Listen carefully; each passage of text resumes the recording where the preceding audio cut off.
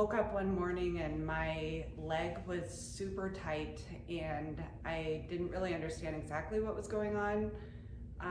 I thought I just needed to really stretch it, and it started going numb pretty quickly. The pain progressed quickly.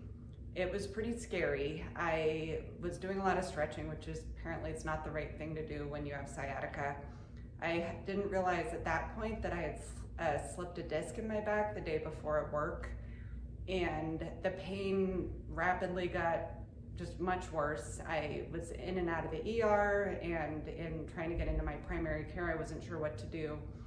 I ended up scheduling an appointment with Jordan, who he just was able to walk me through exactly what was happening. He was actually the one that ordered the MRI on my back because it was quite a wait to get into a spine specialist, and the ER doctors wouldn't get an MRI until I saw a spine specialist. And so he was able to see maybe a week after the insult to my back that what was going on, and he was able to just kind of guide me through, and we did a lot of exercises to try to relieve the sciatic pain. And I mean, everything was hard at that point. It was hard to sleep, it was hard to work. I couldn't do all the activities I like to do, working out, playing tennis. It had completely taken over my life, and I'm very thankful for Jordan being there and kind of guiding me through the whole process. And he was the one that was finally like, okay, you need to get in with a spine surgeon. This is who I recommend. And without him, I'm not even exactly sure what would have happened. Something. So I ended up having surgery to remove the disc that had come out of place and was sitting on top of my sciatic nerve.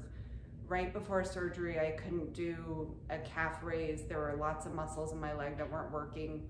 It was pretty scary. I was worried about long-term effects on the sensory and the motor function of my leg. There was lots of parts of my leg I couldn't feel. Right after surgery, I had immediate relief, but I still had a lot of muscle weakness. I followed up with Jordan as soon as they would let me. A few weeks after surgery, we started physical therapy to try to strengthen my calf, my glute, all these different parts of my leg that had become weak because of the nerve inflammation. And we're now 4 months post-op, and I would say I'm pretty much back to normal. I immediately started gaining a lot of the strength back. The sensation came back really quickly, and it's been a little bit of a journey, but I'm thankful for how quickly Jordan encouraged me to get into surgery and get treatment, because otherwise I'm not quite sure what the long-term outcome would have been.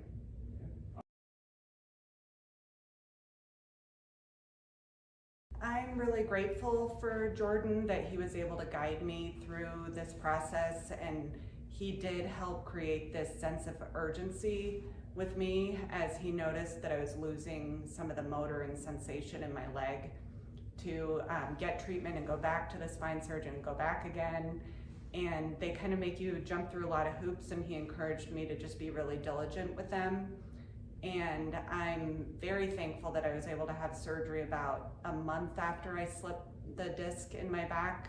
And so I had sciatica for about a month.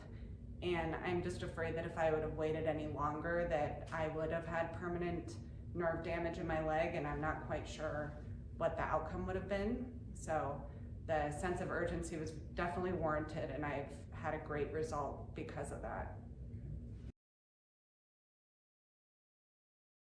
Working with Jordan has made it really easy to get treatment. It was nice and easy to get in with him quickly. He spends a lot of time with me. Usually he'll spend an hour with me. I've been through a lot of physical therapy for different issues in my life, and this is just a completely different experience. It's very personalized and specific, and he's kind of nailed down probably the root cause of why I slipped a disc in the first place is actually some issue with my knee, and now that's what we're working on.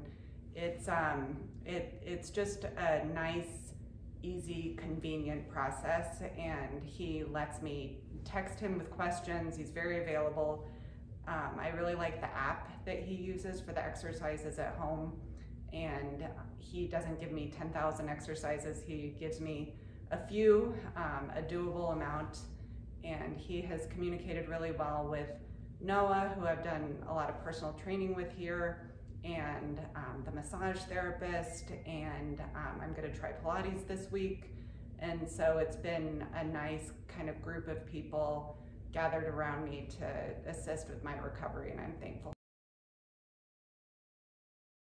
So at this point, I'm back to playing tennis, and I can work out for the most part. I'm getting back to the workouts. I'm able to work. My job is pretty physical. I'm a veterinarian, and so I'm wrestling with dogs. I'm hunched over them, doing surgery on them. I wasn't able to do any of that really while I was in so much pain with my back and my leg. And now I'm back to working full time.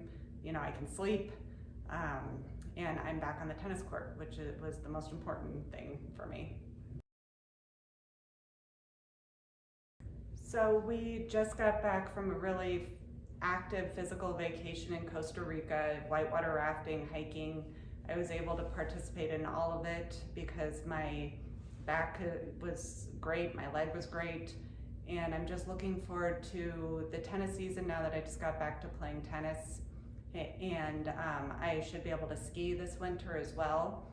And before all of this went down, I wasn't able to do any of those types of things, so it's good to be back at it.